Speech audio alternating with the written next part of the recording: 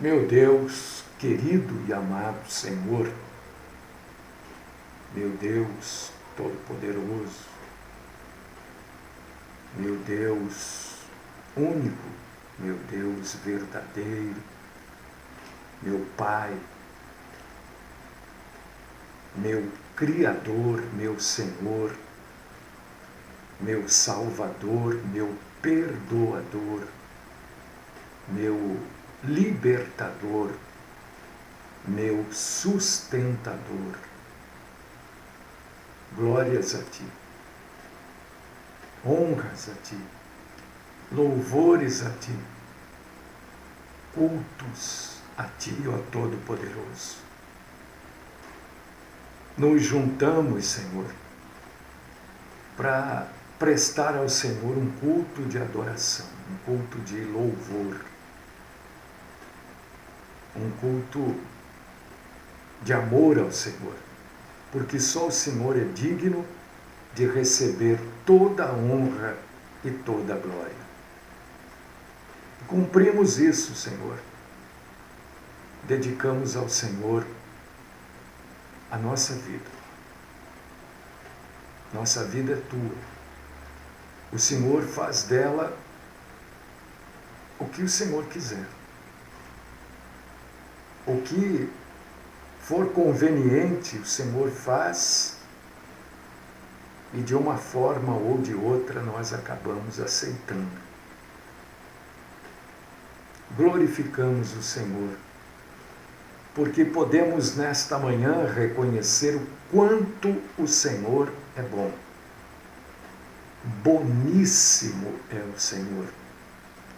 Bom, bom, bom é o Senhor.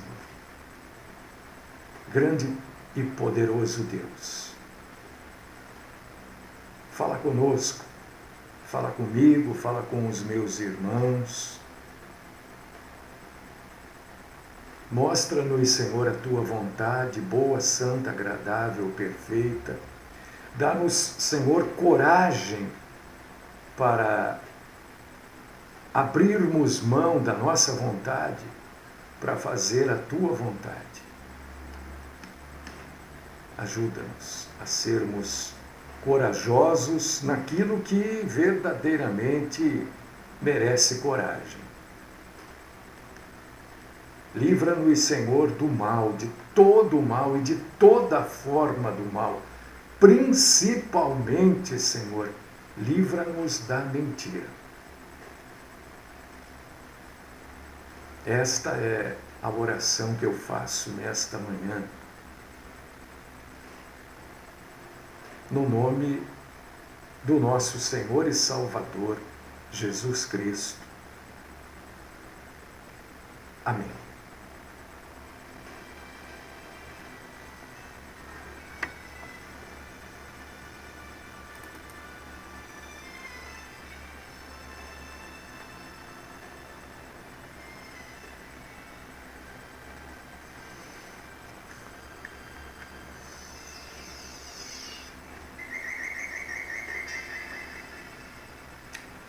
Meus irmãos, minhas irmãs, hoje eu vou abordar um assunto aqui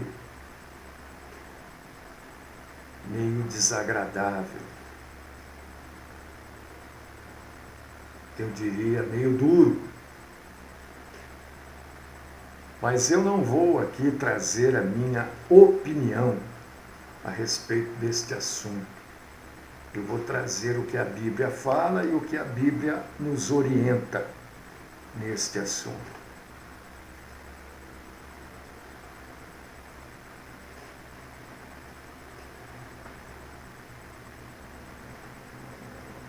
Vamos abrir a Bíblia, né?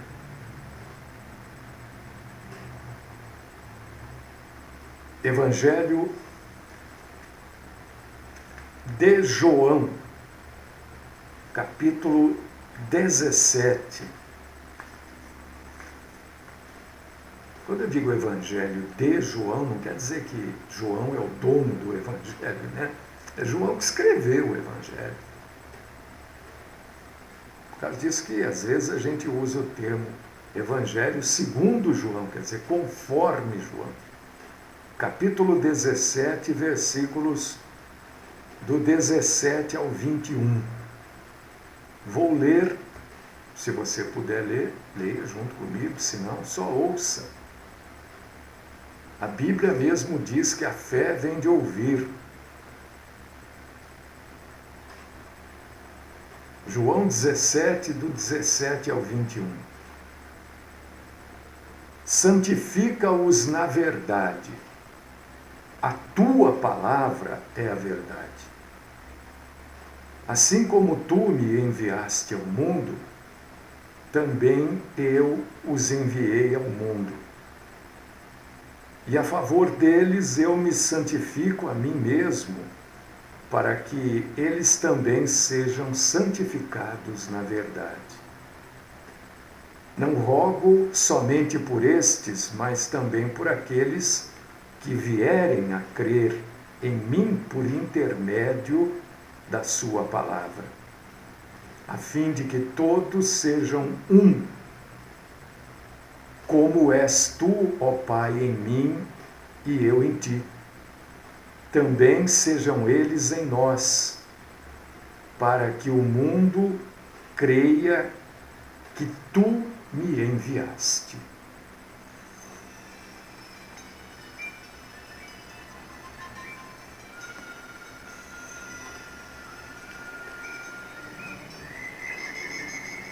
Olha,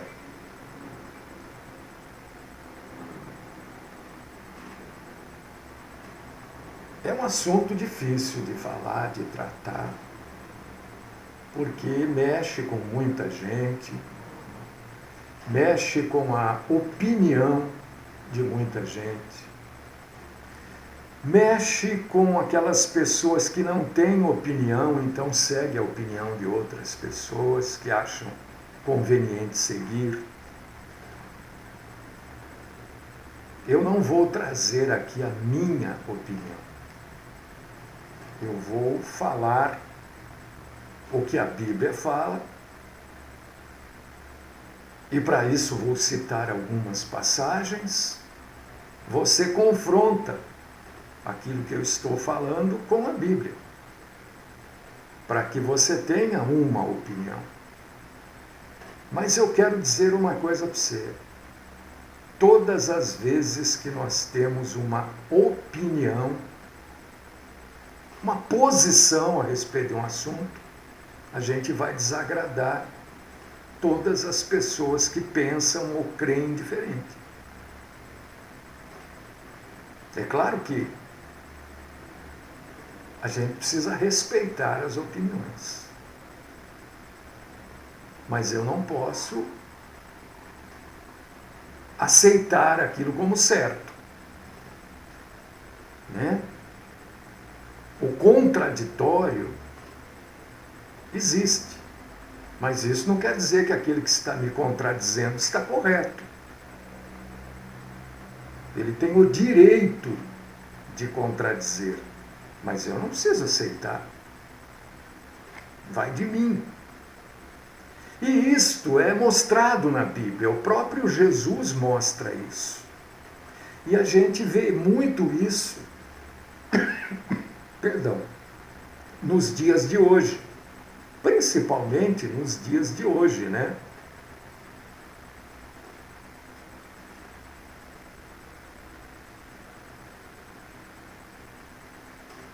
A verdade é que Jesus deixa isso muito claro, que existem opiniões diferentes, posições diferentes dos mais diferentes assuntos, até sobre o cristianismo. Jesus deixa isso claro quando ele cita, através do apóstolo João, no livro do Apocalipse, Jesus cita 7 igrejas da mesma região, igrejas da Ásia. É claro que na época a Ásia era geograficamente bem diferente do que é hoje, né? Jesus no Apocalipse, capítulo 2 e capítulo 3, Apocalipse, capítulo 2 e capítulo 3, Jesus fala das 7 igrejas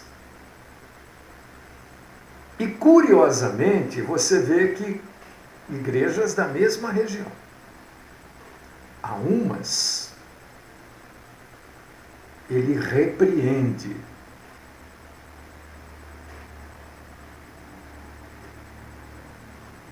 Por quê? Porque estavam no caminho errado. Porque não estavam seguindo os ensinamentos dele. A outras ele elogia.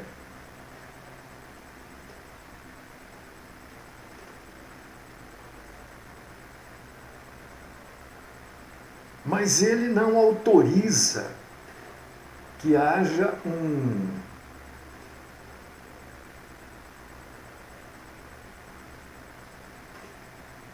comandante geral de todas as igrejas.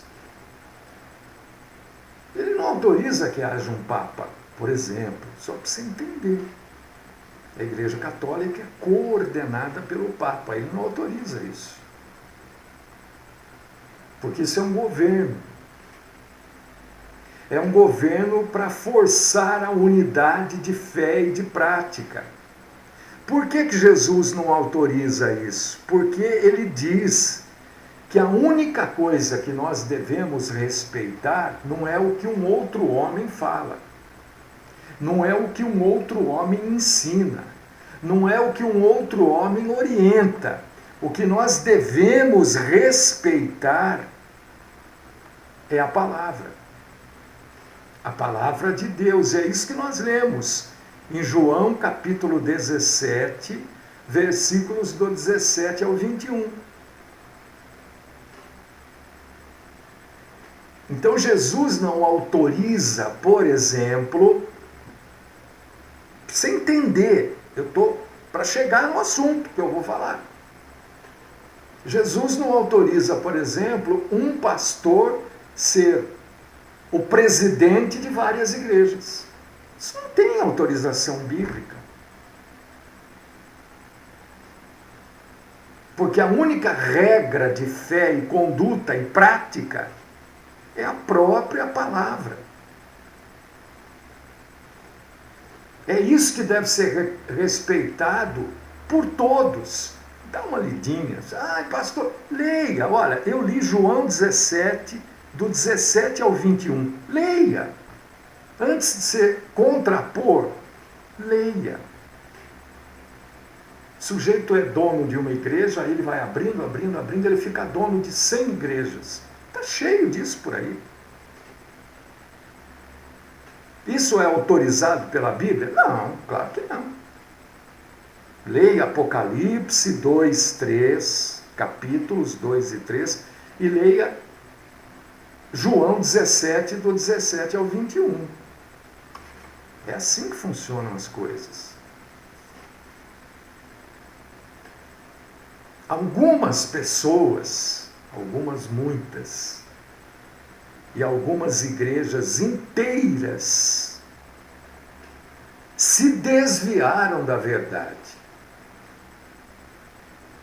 E pessoas e igrejas não ensinam e nem praticam aquilo que Jesus manda. E tem muita gente, mas muita gente, que segue o que as igrejas ensinam e praticam e o que homens ensinam e praticam, não aquilo que Jesus manda. Mas isso é coisa antiga. Jesus adverte sobre isso, a Bíblia adverte sobre isso. E deixa eu dizer uma coisa para você, na presença de Deus ninguém vai poder dizer, eu não sabia.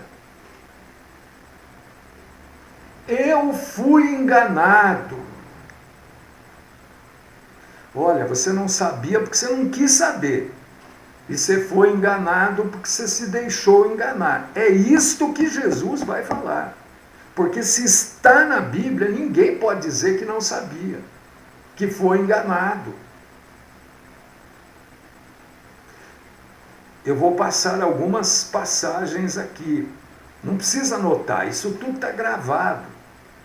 Então, você entra depois e vai pausando e vai pegando as passagens. Atos, capítulo 20, versículos 28 ao 30. 1 Timóteo, capítulo 4, versículo 1.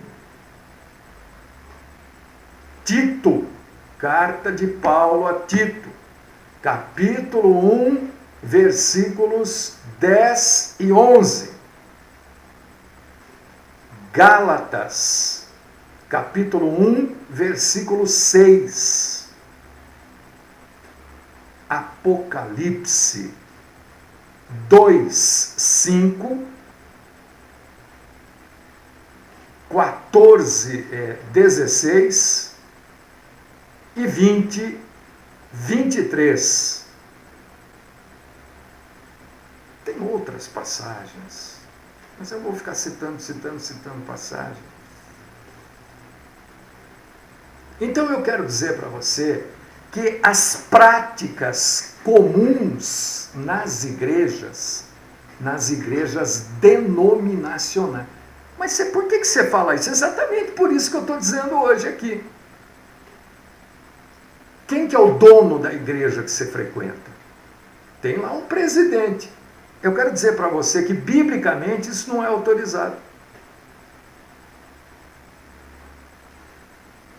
Então, as práticas dessas igrejas, muitas vezes eu falo, olha, eu não quero saber o que o seu pastor prega, o que a sua igreja ensina, eu não quero saber.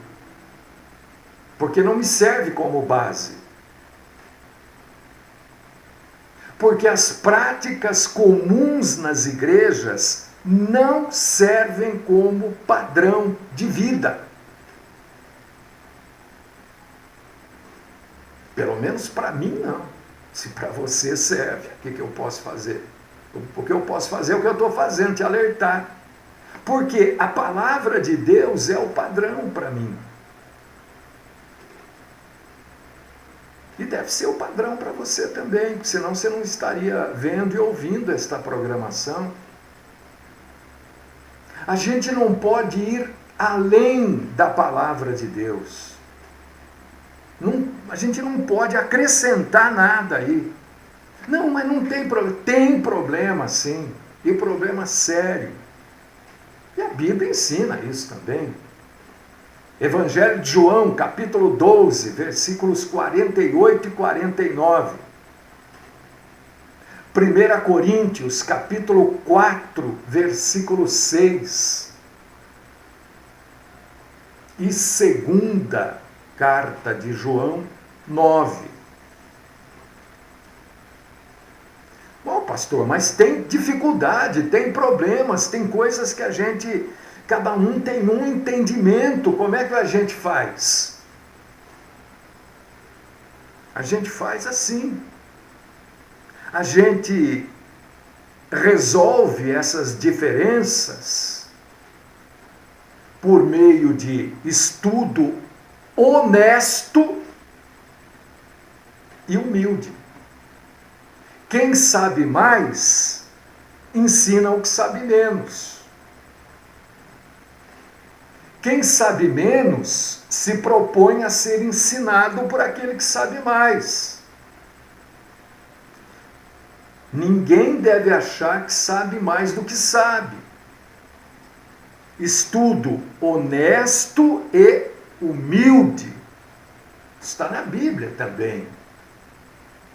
Isso não é palavra que eu estou inventando, estou tirando aquilo que está na Bíblia. Dá uma lidinha em 1 Coríntios, capítulo 1, versículo 10. Eu já vou chegar no assunto, porque vai borbulhar. Então eu estou trazendo várias informações antes de ir lá no núcleo da coisa. Infelizmente, a grande maioria vive a opinião de homens sobre os assuntos e vive as tradições. E se esquecem da palavra de Deus. Isso também está na Bíblia. Mateus capítulo 15, versículos 3, 4, 5 e 6. Por quê? Porque para ter frequentador, para ter membro, muitos, e para ter audiência, né, suavizam a palavra. Dão certas liberdades para as pessoas que Jesus não deu. Eu não posso falar para você que você pode fazer tal coisa se Jesus não falou para você fazer.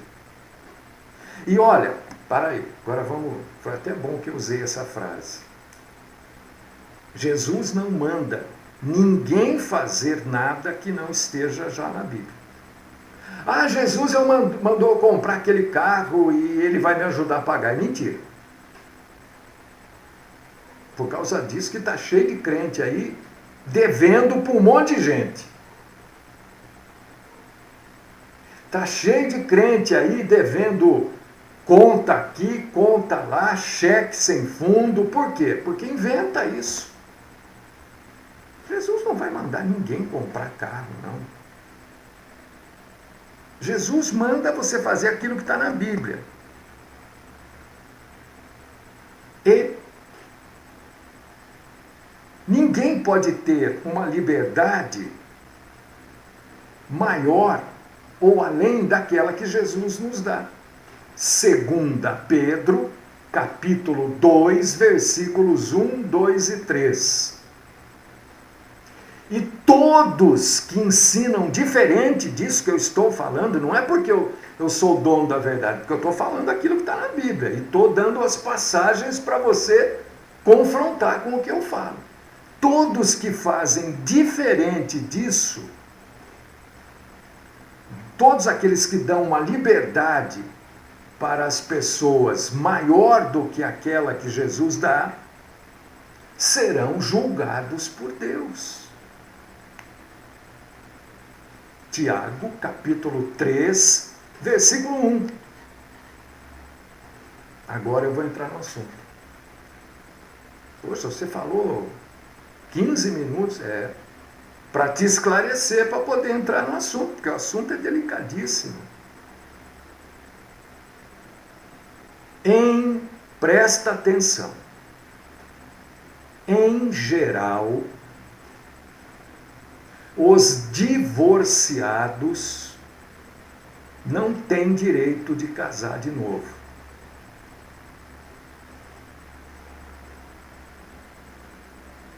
Vou repetir. Isso não sou eu que estou... não. Eu estou dizendo o que a Bíblia diz sobre o assunto. Eu gostaria que todo mundo pudesse se divorciar, casar de novo, seria o problema, né? Mas não é assim. Em geral, os divorciados não têm direito de um novo casamento. Porque Jesus diz que casamento de divorciado é adultério. Jesus diz isso aonde, pastor Mário? Lucas 16, 18. Marcos 10, do 9 ao 12. E a Bíblia diz que os adúlteros não participam do reino de Deus. Então, para você adulterar, não tem problema, eu vou adulterar. Não. Eu só estou dizendo para você que quem adultera vai para o inferno. que eu falo inferno e dou risada? Porque tem muita gente que não acredita. Quem adultera vai para o inferno.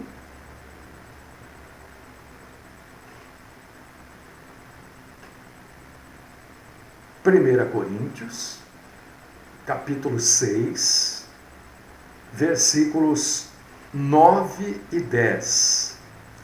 Irmão, não pergunta ainda, querido, porque eu ainda estou falando, entendeu? Eu vou responder essa pergunta sua. Tá? Jesus deu uma única exceção para essa regra geral. Qual que é a regra geral? Divorciado não tem direito a um novo casamento. Jesus deu uma única regra contrária a essa. Ele deu uma abertura dentro dessa regra geral. Sabe quando que um divorciado pode casar de novo?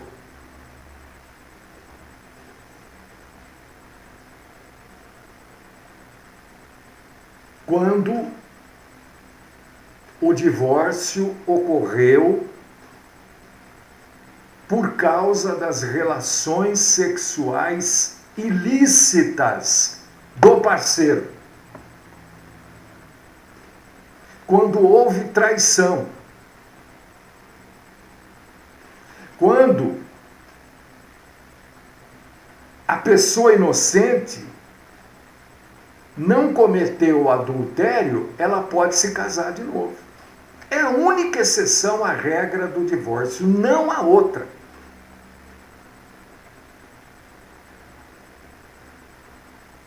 Biblicamente não há outra. Se a lei dos homens diz que você pode divorciar porque você não se dá bem com a sua mulher e pode se casar de novo, aí você opta em seguir a lei dos homens ou a lei de Deus. Isso é responsabilidade sua. Mas o divorciado só pode se casar de novo se a sua parceira ou o seu parceiro adulterou. Então a parte inocente, segundo o próprio Jesus, pode se casar de novo. Isso está na Bíblia, isso não sou eu que estou inventando. Mateus capítulo 5, versículos 32 e capítulo 19, versículo 9. Não existe outra forma de recasamento.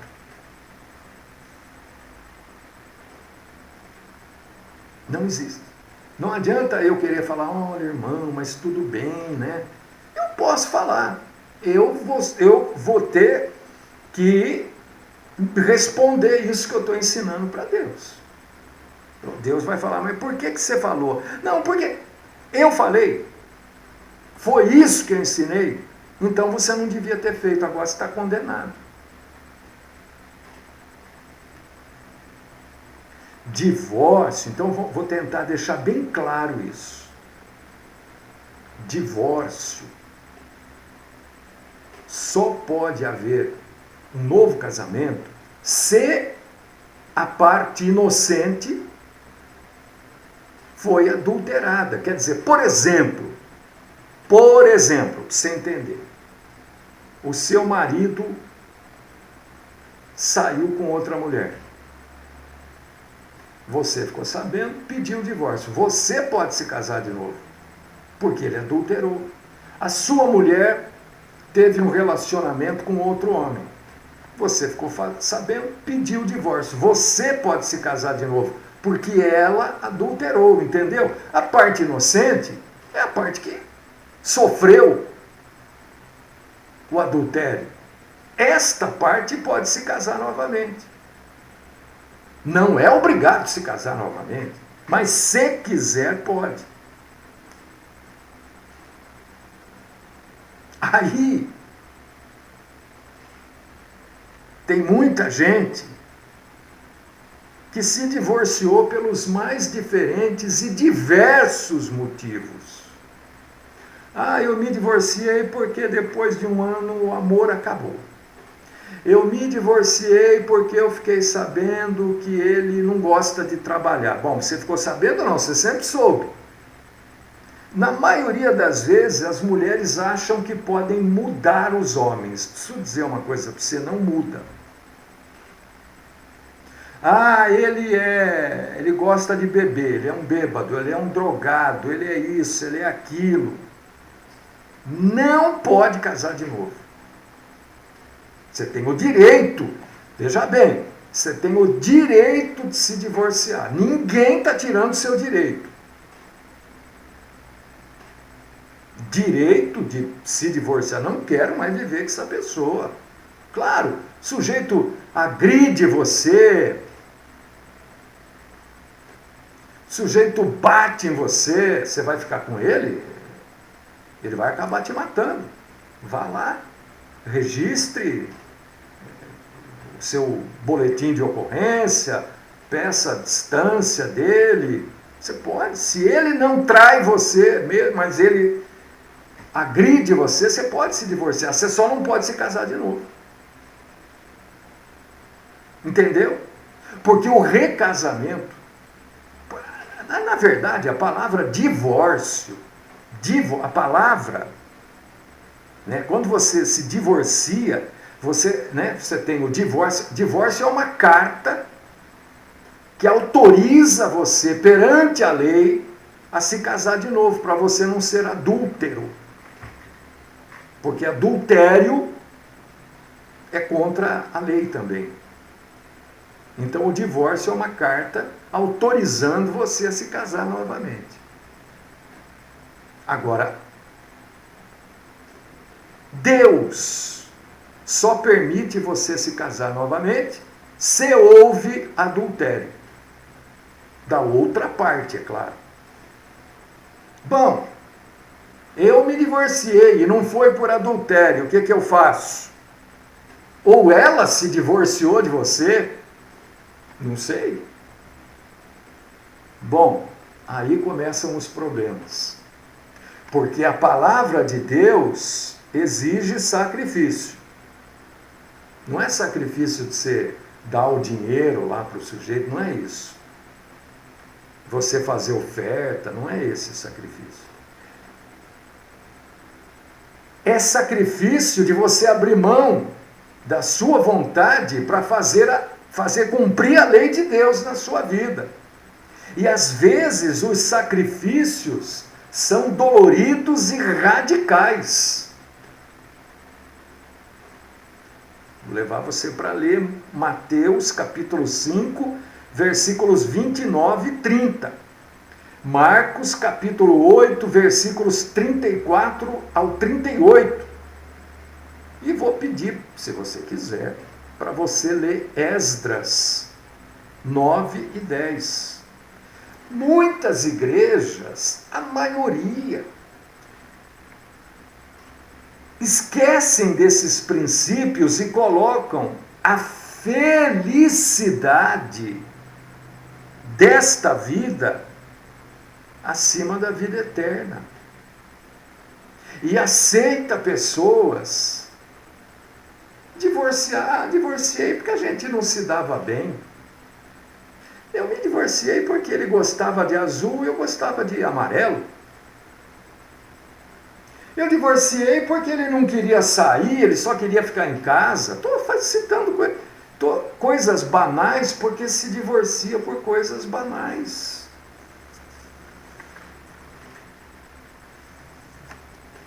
E eu quero dizer para você que quem vive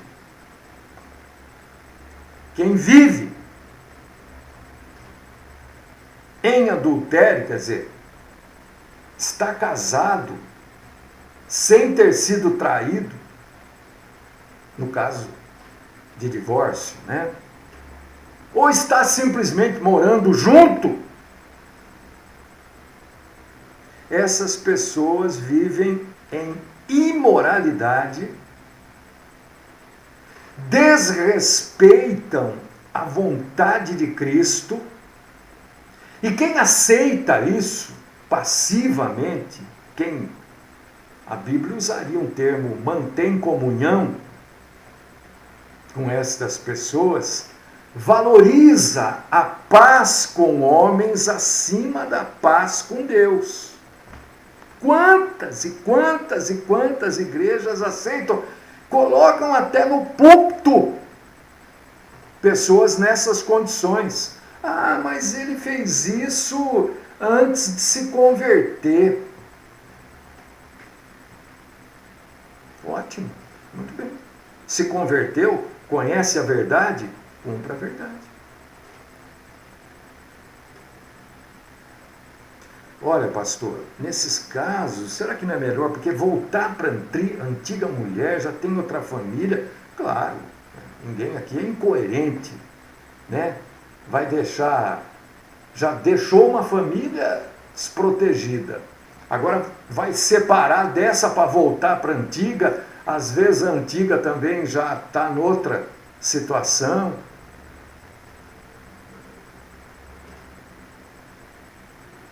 Fique. Já está, fique.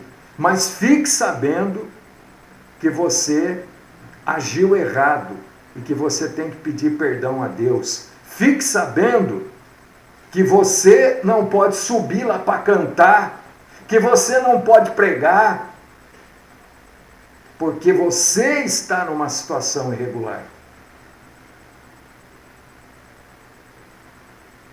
Isso precisa ser claro. Ninguém está dizendo, mas pastor, o sujeito agora já tem outra família, tem filho, como é que faz? Eu não vou pedir para você se separar dessa família que você tem agora para voltar para a sua família antiga. Até porque a outra família já pode estar organizada também. A igreja não expulsa. O que a igreja deve fazer é não alterar a palavra de Deus. Não aceitar aquilo que Deus proibiu. Ninguém pode dizer, não, você não pode vir aqui na igreja, você não pode assistir o culto. Eu não posso dizer isso para ninguém. E não digo. Agora, eu também não posso colocar essa pessoa para ensinar alguém. Eu não posso colocar essa pessoa para cuidar das crianças. Ora, eu não posso colocar essa pessoa para cantar lá. Cantar. Ora, fique. Aí é uma situação sua com Deus. É você que vai pedir perdão, não sou eu, é você. É a sua família nova que você vai ter que se enquadrar nas coisas de Deus. Mas eu não posso exaltar o erro. Eu não posso autorizar aquilo que Deus proibiu. E nem proibir aquilo que Deus autorizou, Apocalipse 3:7.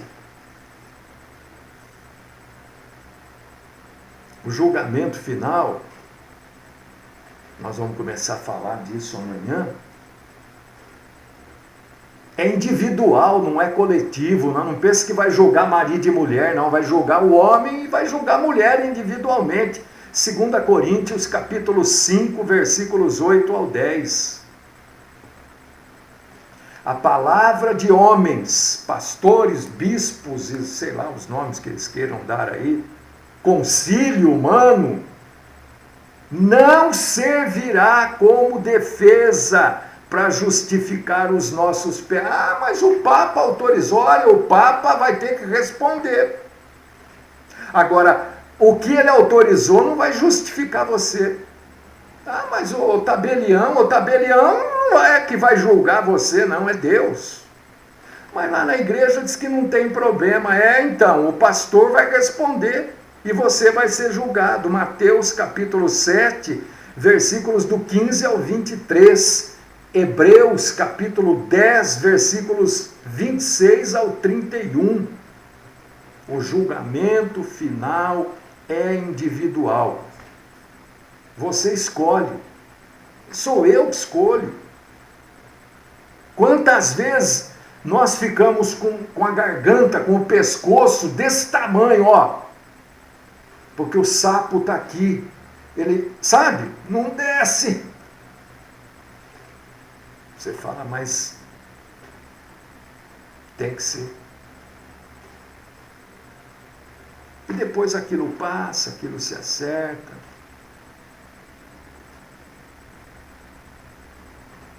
Quantas vezes, por causa de engolir sapo é uma força, né? É uma figura de linguagem, né? Quantas vezes, porque o sapo parou, a gente deixou de fazer coisa errada perante Deus. Então, irmãos e irmãs, nosso tempo está esgotadíssimo. Tem muitos erros que são aceitos pelos homens, mas por Deus não. E todos vamos responder individualmente perante Deus. Analise o que foi dito à luz da Bíblia.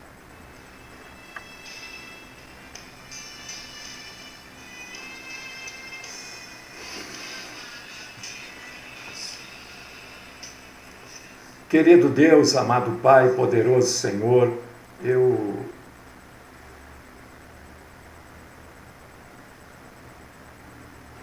quero colocar cada uma das pessoas que ouviram, viram, vão ouvir, vão ver este vídeo, que cada um, Senhor, entenda o que foi dito e saiba que tem responsabilidade individual perante Deus. Que cada um se acerte, cada um que estiver no erro se acerte, aquele que não estiver no erro, que está pensando em cair no erro, que não caia. Né? Às vezes é preferível engolir um sapo. Às vezes o sapo é exato. Sapo é um nome tão assim, né? Sabe, às vezes aquilo que não desce, que para na garganta, é exatamente para a gente não cometer um erro maior. Aquilo parou para a gente pensar. Ajuda-nos, ó Deus querido e Pai Todo-Poderoso. Fala conosco. Livra-nos, Senhor, do mal. Principalmente, Senhor, livra-nos da mentira. Esta é a minha oração. No nome do Cristo Jesus. Amém.